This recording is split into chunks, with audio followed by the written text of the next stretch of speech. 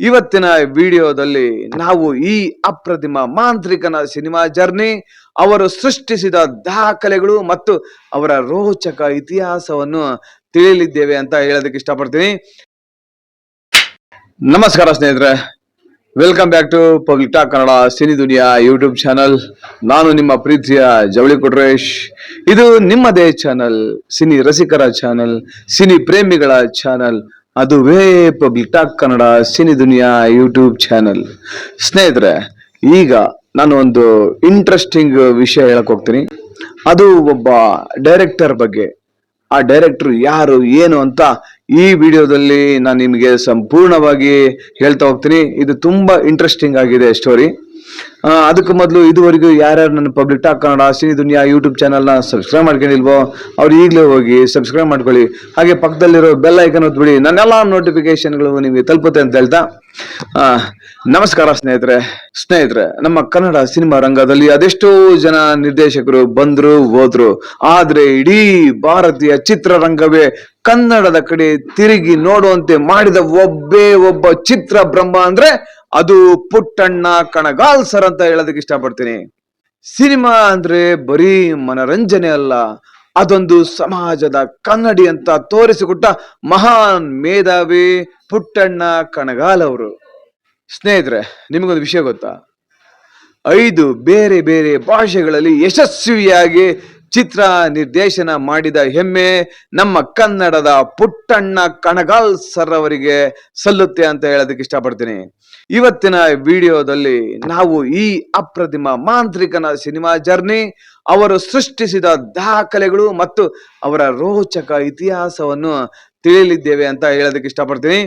ಈ ವಿಡಿಯೋವನ್ನು ಕೊನೆಯವರೆಗೂ ಮಿಸ್ ಮಾಡದೆ ನೋಡಿ ಅಂತ ಹೇಳ್ತಾ ಶುರು ಮಾಡೇ ಬಿಡೋಣ. ಬನ್ನಿ, ನಮ್ಮ ಪುಟ್ಟಣ್ಣ ಕಣಗಾಲ್ ಸರ್ ಅವರ ಒಂದು ಸಿನಿ ಜರ್ನಿ ಹೇಗಿದೆ ಅಂತ ನೋಡ್ಕೊಂಡ್ ಬಂದ್ಬಿಡೋಣ. ನಿಮಗೆ ಪುಟ್ಟಣ್ಣ ಕಣಗಾಲ್ ಸರ್ ಅವರ ಪೂರ್ಣ ನಾಮಧೇಯ ಗೊತ್ತಾ? ನೋಡಿ, ಪುಟ್ಟಣ್ಣ ಕಣಗಾಲ್ ಸರ್ ಅವರ ಮೂಲ ಹೆಸರು ಶುಭ್ರವೇಷ್ಟಿ ರಾಮಸ್ವಾಮಯ್ಯ ಸೀತಾರಾಮ್ ಅಂತ.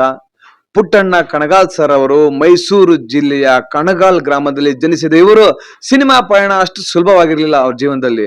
ಆರಂಭದಲ್ಲಿ ನಾಟಕಗಳಲ್ಲಿ ಸಣ್ಣ ಪುಟ್ಟ ಕೆಲಸ ಮಾಡ್ಕೊಂತ ಇವರಿಗೆ ಕನ್ನಡ ಚಿತ್ರರಂಗದ ಭೀಷ್ಮ ಎಂದೇ ಖ್ಯಾತರಾಗಿದ್ದ BR ಪಂತುಲು ಅವರ ಪರಿಚಯವಾಗುತ್ತೆ. ಪಂತುಲು ಅವರ ಕೈ ಕೆಳಗೆ ಸಹಾಯಕ ನಿರ್ದೇಶಕರಾಗಿ ಪುಟ್ಟಣ್ಣ ಕಣಗಾಲ್ ಸರ್ ಅವರು ತಮ್ಮ ನಿರ್ದೇಶನವನ್ನು ಕಲಿತರು. ಪ್ರಸಿದ್ಧ ಸಿನಿಮಾ ಸ್ಕೂಲ್ ಮಾಸ್ಟರ್ ನಂತರ ಬಹುಭಾಷಾ ಚಿತ್ರಗಳಿಗೆ ಕೆಲಸ ಮಾಡುವಾಗ ಇವರಿಗೆ ಸಿನಿಮಾದ ತಾಂತ್ರಿಕತೆ ಮತ್ತು ಕತೆ ಹೇಳುವ ಶೈಲಿ ಕರಗತವಾಗೋಗ್ಬಿಡ್ತು. ಸಿನಿಮಾ ರಂಗದ ಈ ಶಿಸ್ತು ಮತ್ತು ದೂರದೃಷ್ಟಿಯೇ ಮುಂದೆ ಇವರನ್ನ ದೊಡ್ಡ ನಿರ್ದೇಶಕರನ್ನಾಗಿ ಮಾಡಿತು ಅಂತ ಈ ಸಂದರ್ಭದಲ್ಲಿ ಹೇಳೋದಕ್ಕೆ ಇಷ್ಟಪಡ್ತೇನೆ. ಯಾಟ್ಸ್ ಆಫ್ ಪುಟ್ಟಣ್ಣ ಕಣಗಾಲ್ ಸರ್. ಇನ್ನೊಂದು ಆಶ್ಚರ್ಯವಾದ ವಿಷಯ ಏನಪ್ಪಾ ಅಂದ್ರೆ, ಪುಟ್ಟಣ್ಣ ಕಣಗಾಲ್ ಅವರು ಸ್ವತಂತ್ರ ನಿರ್ದೇಶಕರಾಗಿ ಮೊದಲ ಸಿನಿಮಾ ಮಾಡಿದ್ದು ನಮ್ಮ ಕನ್ನಡ ಸಿನಿಮಾ ಅಲ್ವಂತೆ, ಬದಲಾಗಿ ಮಲಯಾಳಂನಲ್ಲಿ 1964ರಲ್ಲಿ ಬಿಡುಗಡೆಯಾದ ಪೂಚಕಣ್ಣಿ ಅಂದ್ರೆ ಬೆಕ್ಕಿನ ಕಣ್ಣಿನ ಹುಡುಗಿ ಸಿನಿಮಾ ಇವರ ಮೊದಲ ಕೊಡುಗೆ ಅಂತ ಹೇಳೋದಕ್ಕೆ ಇಷ್ಟಪಡ್ತೀನಿ. ತದನಂತರ 1966ರಲ್ಲಿ ಕನ್ನಡ ಚಿತ್ರರಂಗಕ್ಕೆ ಇವರು ಸ್ವತಂತ್ರ ನಿರ್ದೇಶಕರಾಗಿ ಕಾಲಿಟ್ರು. ಆ ಚಿತ್ರವೇ ಪ್ರಖ್ಯಾತ ಲೇಖಕಿ ತ್ರಿವೇಣಿ ಅವರ ಕಾದಂಬರಿ ಆಧಾರಿತ ಚಿತ್ರ ಬೆಳ್ಳಿ ಮೋಡ. ನೀವೆಲ್ಲ ಬೆಳ್ಳಿ ಮೋಡ ಸಿನಿಮಾ ನೋಡಿರ್ತೀರಿ. ಈ ಬೆಳ್ಳಿ ಮೋಡ ಸಿನಿಮಾದಲ್ಲಿ ನಟಿ ಕಲ್ಪನಾ ಮತ್ತು ಕಲ್ಯಾಣ್ ಕುಮಾರ್ ಅವರ ನಟನೆಯ ಈ ಸಿನಿಮಾ ಕನ್ನಡ ಚಿತ್ರರಂಗದಲ್ಲಿ ಹೊಸ ಅಲೆಯನ್ನೇ ಸೃಷ್ಟಿ ಮಾಡಿಸ್ತಂತೆ. ಅವಾಗ ಮಹಿಳಾ ಪ್ರಧಾನ ಕಥೆಗಳನ್ನು ತೆರೆಯ ಮೇಲೆ ತರುವಲ್ಲಿ ಪುಟ್ಟಣ್ಣನವರು ಆಗ್ಲೇ ಸೈ ಅನ್ಸ್ಕೊಂಡು ಬಿಟ್ಟಿದ್ರಂತೆ. ಈಗ ಮುಖ್ಯ ವಿಷಯಕ್ಕೆ ಬಂದ್ಬಿಡೋಣ. ಪತ್ರಿಕೆಗಳು ಕೊಂಡಾಡುವಂತೆ ಪುಟ್ಟಣ್ಣನವರು ಪಂಚ ಭಾಷೆಗಳ ಸರದಾರ. ಅವರು ಕನ್ನಡ ಮಾತ್ರವಲ್ಲದೆ ಮಲಯಾಳಂ, ತಮಿಳು, ತೆಲುಗು ಮತ್ತು ಹಿಂದಿ ಚಿತ್ರರಂಗದಲ್ಲೂ ತಮ್ಮ ಮುದ್ರೆಯನ್ನು ಒತ್ತು ಬಂದಿದ್ರಂತೆ. ಕನ್ನಡದಲ್ಲಿ ಅಣ್ಣವರು ಅಭಿನಯದ ಮೇಯರ್ ಮುತ್ತಣ್ಣ, ಮಲಯಾಳಂನಲ್ಲಿ ಮೇಯರ್ ನಾಯರ್, ತಮಿಳಿನಲ್ಲಿ ಇರುಳುಂ ಉಲಿಯಂ, ತೆಲುಗಿನಲ್ಲಿ ಚಿಲ್ಲಿಲೆ ಕಾಪುನಂತಹ ಚಿತ್ರಗಳನ್ನು ನಿರ್ದೇಶಿಸಿದ್ರು. ಇನ್ನು ಕನ್ನಡದ ಸರ್ವಕಾಲಿಕ ಶ್ರೇಷ್ಠ ಸಿನಿಮಾ ನಮ್ಮ ಡಾಕ್ಟರ್ ರಾಜ್ಕುಮಾರ್ ಅವರ ಅಭಿನಯದ ನಾಂದಿ ಮತ್ತು ನಮ್ಮ ಡಾಕ್ಟರ್ ವಿಷ್ಣುವರ್ಧನ್ ಸರ್ ಅಭಿನಯದ ನಾಗರಹಾವು, ಹಾವಿನ ದ್ವೇಷ, 12 ವರುಷ, ನನ್ನ ರೋಷ 100 ವರುಷ, ಈ ರಾಮಾಚಾರಿಯ ಕೆಣಕುವ ಗಂಡು ಇನ್ನೂ ಹುಟ್ಟಿಲ್ಲ, ಇನ್ನು ಮುಂದು ಹುಟ್ಟೊಲ್ಲ. ಈ ಭೀಮನ ಬಲದವನು, ಚಾಣಕ್ಯನ ಛಲದವನು, ಈ ದುರ್ಗದ ಹುಲಿವನು. ಹಾವಿನ ದ್ವೇಷ 12 ವರುಷ, ನನ್ನ ರೋಷ 100 ವರ್ಷ ಅಂತೇಳಿ ಈ ಒಂದು ಸಿನಿಮಾ ಅವಾಗ ಒಂದು ಮೈಲಿಗಲ್ನೇ ಸೃಷ್ಟಿ ಮಾಡ್ತು. ಆಕ್ಚುಲಿ ಈ ಸಿನಿಮಾ ರಿಲೀಸ್ ಆದಾಗ ವಿಷ್ಣುವರ್ಧನ್ ಸರ್ ಅವ್ರನ್ನ ಎಲ್ರು ಕೂಡ ನಮ್ಮ ಚಿತ್ರದುರ್ಗದವರೇ ಅಂದ್ಕೊಂಡ್ಬಿಟ್ಟಿದ್ರು. ಆ ರೀತಿ ಈ ಸಿನಿಮಾ ಇಂಪ್ಯಾಕ್ಟ್ ಮಾಡಿತ್ತು ಆ ಒಂದು ಕಾಲದಲ್ಲಿ. ಈ ಚಿತ್ರಗಳನ್ನು ಹಿಂದಿಗೆ ರೀಮೇಕ್ ಮಾಡಿ ಬಾಲಿವುಡ್ ನಲ್ಲೂ ಸೇರಿಸ್ಕೊಂಡ್ರು. ಭಾಷೆ ಯಾವುದೇ ಇರಲಿ ಸ್ವಾಮಿ, ಪ್ರೇಕ್ಷಕರ ಭಾವನೆಗಳನ್ನು ಹೇಗೆ ಹಿಡಿದಿಟ್ಕೊಳ್ಬೇಕನ್ನೋ ಕಲೆನ ಅವರು ಕಲ್ತ್ಕೊಂಡ್ಬಿಟ್ಟಿದ್ರು. ನಮ್ಮ ಪುಟ್ಟಣ್ಣ ಕಣಗಾಲ್ ಅವರ ಸಿನಿಮಾಗಳ ಯಶಸ್ಸಿನ ರಹಸ್ಯ ಏನಂತ ನಿಮಗೆ ಗೊತ್ತೇ? ಅವರ ವಿಶಿಷ್ಟ ಮೇಕಿಂಗ್ ಶೈಲಿ, ಅವರು ಹಾಡುಗಳನ್ನ ಚಿತ್ರೀಕರಣ ಮಾಡುತ್ತಿದ್ದ ರೀತಿ ಇಂದಿಗೂ ಕೂಡ ಅದ್ಭುತ. ಇದು ಕೇವಲ ಕ್ಯಾಮ್ರಾ ಮೂವ್ಮೆಂಟ್ಸ್ ಮತ್ತು ನಟರ ಕಣ್ಣಿನ ಸನ್ನೆಗಳನ್ನ ಇಡೀ ಕಥೆಯಲ್ಲೇ ಹೇಳ್ತಿದ್ರು.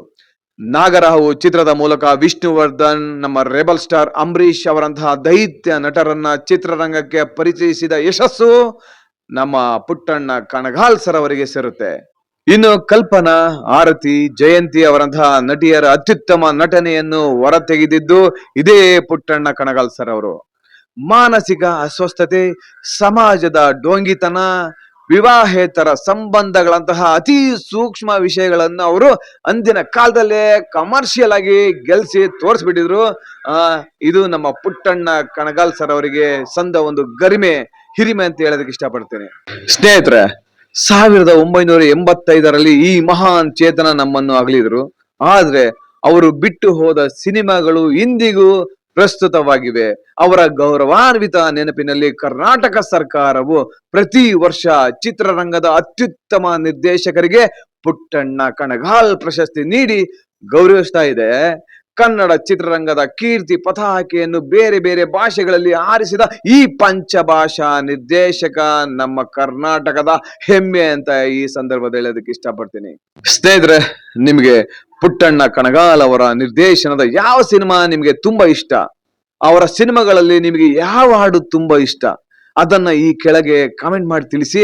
ಈ ವಿಡಿಯೋ ಇಷ್ಟವಾದಲ್ಲಿ ಲೈಕ್ ಮಾಡಿ, ನಿಮ್ಮ ಸ್ನೇಹಿತರೊಂದಿಗೆ ಶೇರ್ ಮಾಡಿ, ಮತ್ತು ಇಂತಹ ಮತ್ತಷ್ಟು ರೋಚಕ ಸಿನಿಮಾ ಇತಿಹಾಸವನ್ನ ನಮ್ಮ public talk Kannada cine Duniya YouTube channel ನಲ್ಲಿ ತಪ್ಪದೆ ನೋಡ್ಬೋದು. ಅದಕ್ಕೆ ನೀವು ಮಾಡ್ಬೇಕಾಗಿದ್ದು ಏನಂದ್ರೆ ಒಂದು ಸಬ್ಸ್ಕ್ರೈಬ್ ಬಟನ್ ಒದ್ಬಿಡಿ ಅಂತ ಹೇಳ್ತಾ, ಕನ್ನಡ ಚಿತ್ರರಂಗವನ್ನು ಉಳಿಸಿ, ಕನ್ನಡ ಚಿತ್ರರಂಗವನ್ನು ಬೆಳೆಸಿ. ಜೈ ಕರ್ನಾಟಕ ಮಾತೆ. ಧನ್ಯವಾದಗಳು.